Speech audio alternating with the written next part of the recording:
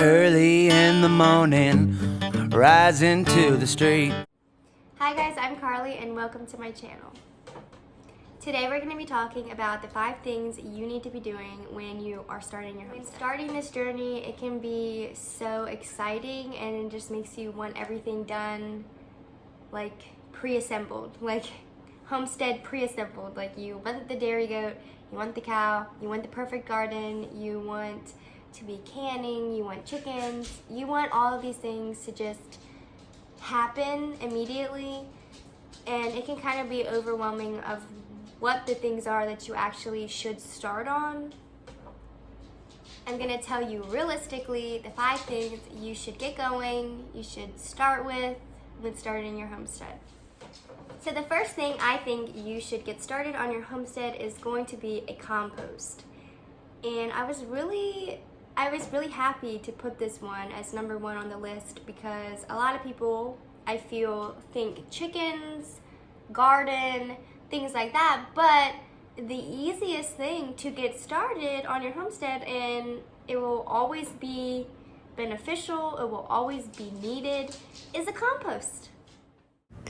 Our compost is just a little ways back in the woods. Okay, so the second thing you should get started on your homestead is collecting seeds and keeping seeds. So seeds are something that can be expensive, truly can be expensive. When we're buying organic produce or we're getting it local, we're coming across so many seeds in just one vegetable, one pepper we're eating. Seeds will really be beneficial to have just like a collection of that you've been saving. You can like keep little baggies, write what it is, etc. My mess up at the beginning of this is, there's Jonathan, I put all of the seeds into one dish. All the seeds I have, I was just putting into one dish, and I was like, it's fine. But now I don't know what any of those seeds are. So it's really been like, Okay, now the third thing to get started on your homestead is going to be building the animals' homes. So I have building your animals' homes on here as number 3 for the reason that starting a compost and saving seeds are things that you can kind of incorporate into your everyday. They're easy things to start, very simple. It's super important that you have your enclosure, your home, your shelter, your structure for your animals before you're bringing them in, just to make sure that they're protected from predators, from the weather, from all of that good stuff. They deserve a home. They're there to help you. You should help them. So the 4th thing I have on my list is a bit different, and I like that. It is planting fruit bushes, fruit trees, anything like that. And I say the bushes, mainly like a blueberry bush for instance, because they take a year to start blueberrying.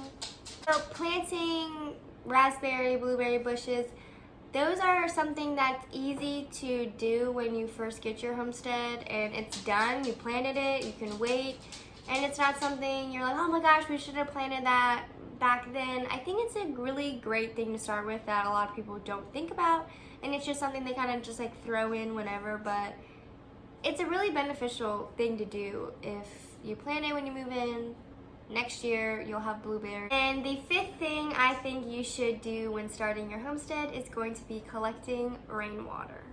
Again, I was really trying to be different with these 5 things. I didn't want it to be starting a garden, getting chickens, blah blah blah. I wanted it to be a little bit different, a little bit more outside of the box. Making a rainwater collection system has so many benefits. I mean, you're not having to rely on your water system. You can provide them with clean, fresh water. It's super easy to make a rainwater barrel. You can even get one that has a spout, and then you can just put your screen and stuff at the top, and then you can just use vinegar to even keep it like cleaned and whatnot. Starting a rainwater barrel system, collection system, in the beginning is really cool because then when you get your animals, when you have it all going on, you'll have water for them. It won't be a worry. Like, especially if your hose is far away from where you have your animals, it can be a really pain to think about how you're going to water all of these animals. So if you have a rainwater collection system in the works, it can be so helpful in the end when you start getting your animals and all of that good stuff. Thank you guys so much for watching. This is Kareem. He's saying bye to you guys. If you enjoyed watching this video, please give it a thumbs up and stay tuned for more videos. Loving is what I got. I said, remember that.